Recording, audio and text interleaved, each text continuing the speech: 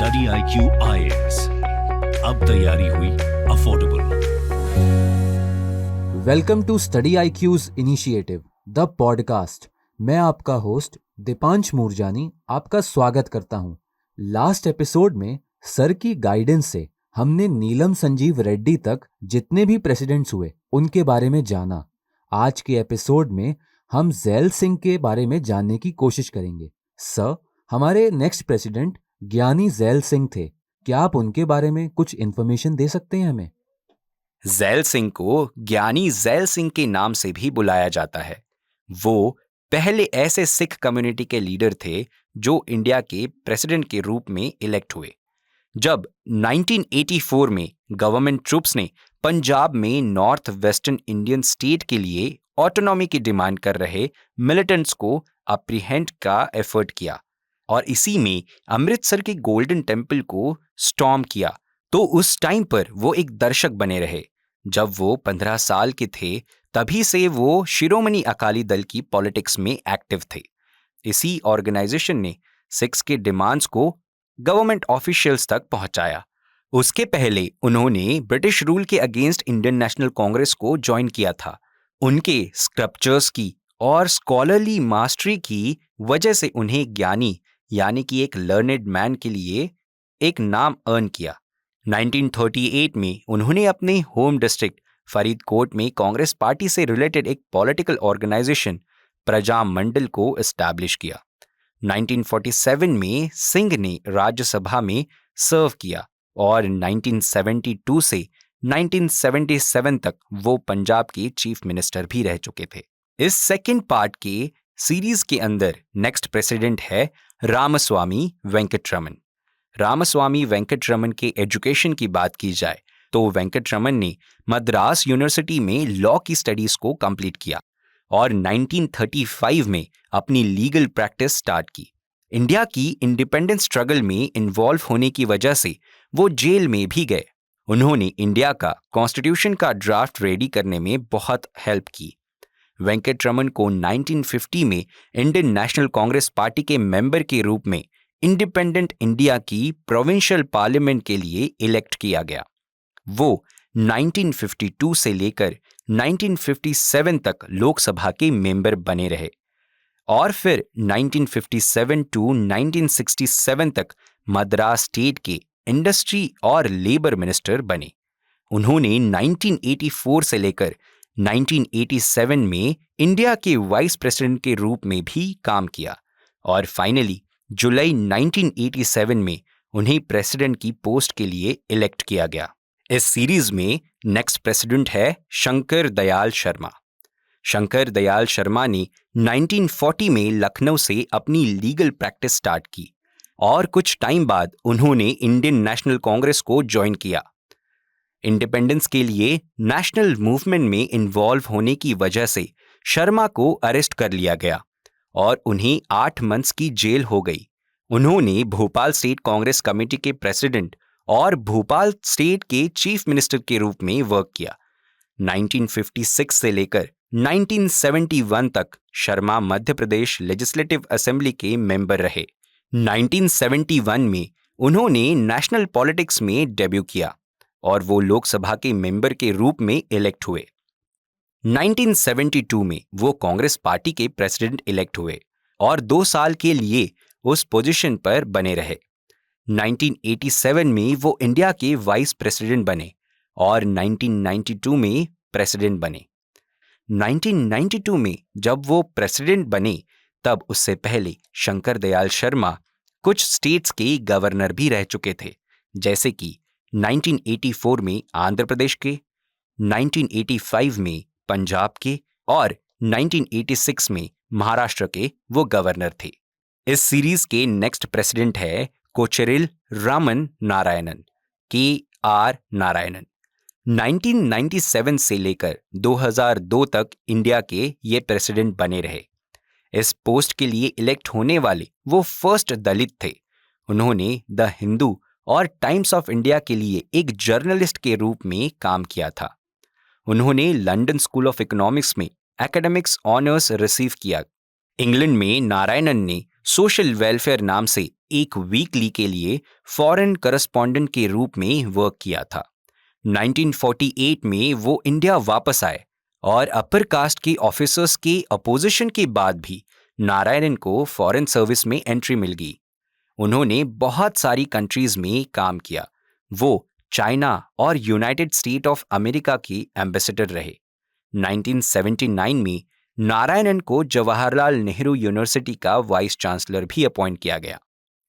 Narayanan Indian politics and international relation से related काफी topics पर ऑथर और को ऑथर भी रहे। स्पेशली इंडिया और अमेरिका के रिलेशंस पर उनकी काफी अच्छी स्टडी रही। उन्होंने पार्लियामेंट में कैबिनेट मिनिस्टर के रूप में भी अपनी ड्यूटीज को निभाया।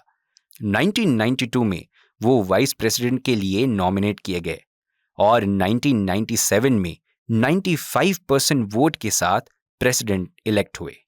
इसी सीरीज में नेक्स्ट इंडियन प्रेसिडेंट थे डॉक्टर APJ अब्दुल कलाम। वो ऐसे इंडियन साइंटिस्ट एंड पॉलिटिशियन थे जिन्होंने इंडिया के missile and nuclear weapon programme के डेवलपमेंट में लीडिंग रोल प्ले किया था। वो 2002 से 2007 तक इंडिया के प्रेसिडेंट बने रहे। डॉक्टर APJ अब्दुल कलाम ने मद्रास इंस्टीट्यूट ऑफ टेक्नोलॉजी से एरोनॉटिकल इंजीनियरिंग में अपना ग्रेजुएशन कंप्लीट किया और 1958 में defence research and development organisation DRDO को ज्वाइन किया। 1969 में उन्होंने इंडियन स्पेस रिसर्च ऑर्गेनाइजेशन में मूव किया, जहां वो SLV-3 के प्रोजेक्ट डायरेक्टर थे। स्टूडेंट्स को हमेशा याद रखना है कि SLV-3 first satellite launch vehicle था जो इंडिया में डिजाइन एंड प्रोड्यूस किया गया था। 1982 में DRDO में रीजॉइनिंग के बाद कलाम ने उस प्रोग्राम की प्लानिंग की जिससे सक्सेसफुल मिसाइल को प्रोड्यूस किया जाएगा।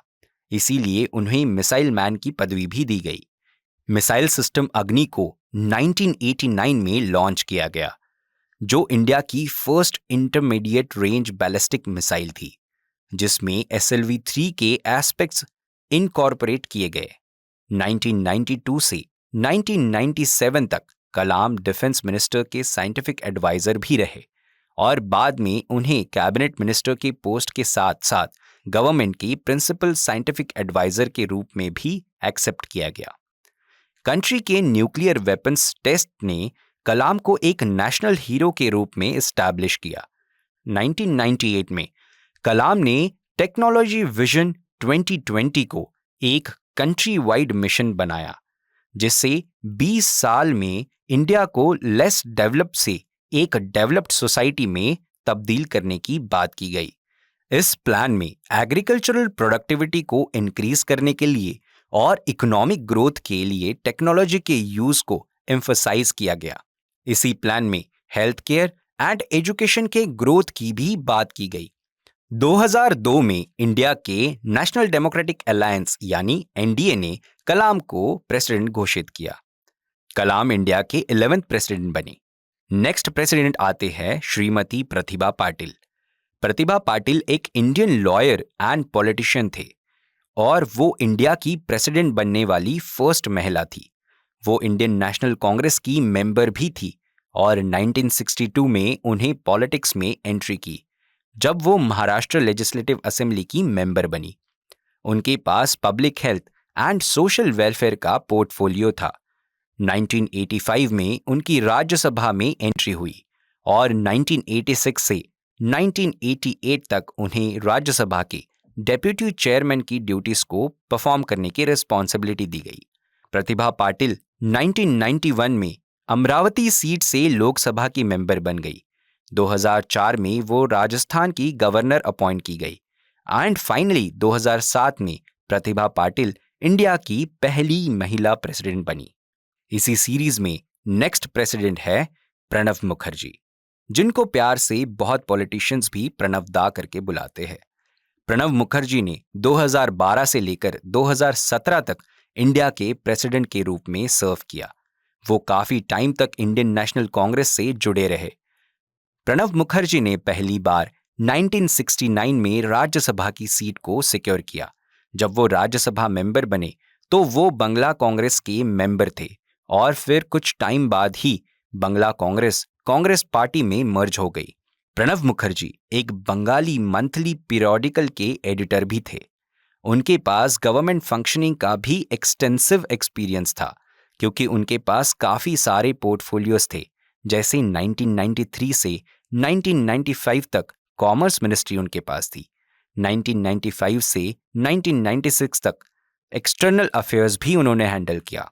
और यही नहीं तो डिफेंस और फाइनेंस जैसे भी इंपॉर्टेंट प्रोफाइल्स उन्होंने हैंडल किए।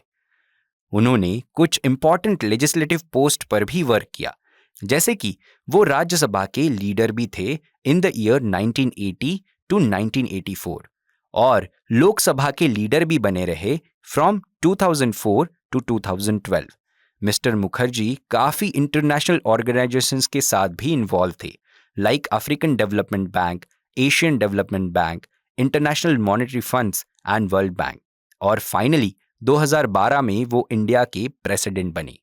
नेक्स्ट इंपॉर्टेंट प्रेसिडेंट है रामनाथ कोविंद जी।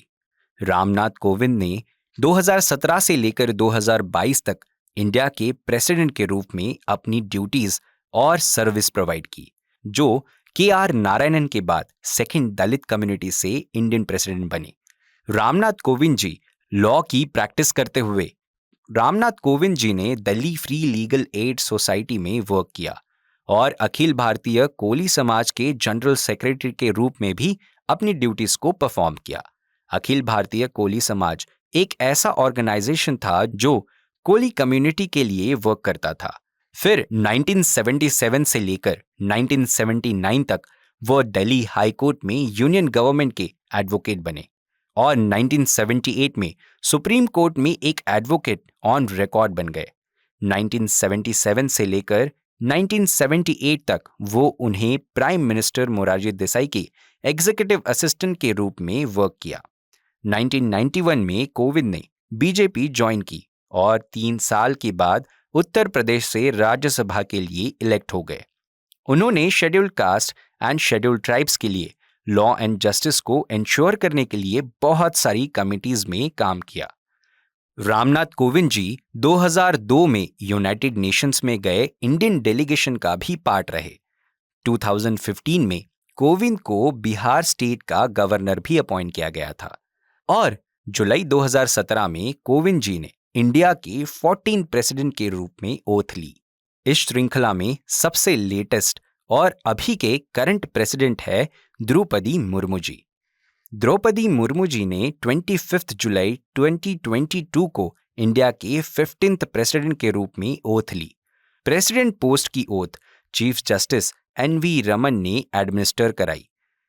द्रौपदी मुर्मू जी भारतीय जनता पार्टी की लीडरशिप में नेशनल डेमोक्रेटिक अलायंस NDA के नॉमिनी थे और उन्होंने उनके प्रतिद्वंदी former finance minister Yashwant Sinha को डिफीट किया। द्रौपदी मुर्मू जी प्रेसिडेंशियल पोस्ट के लिए नॉमिनी बनने से पहले वो झारखंड के गवर्नर और ओडिशा गवर्नमेंट में भी मिनिस्टर रह चुके थी।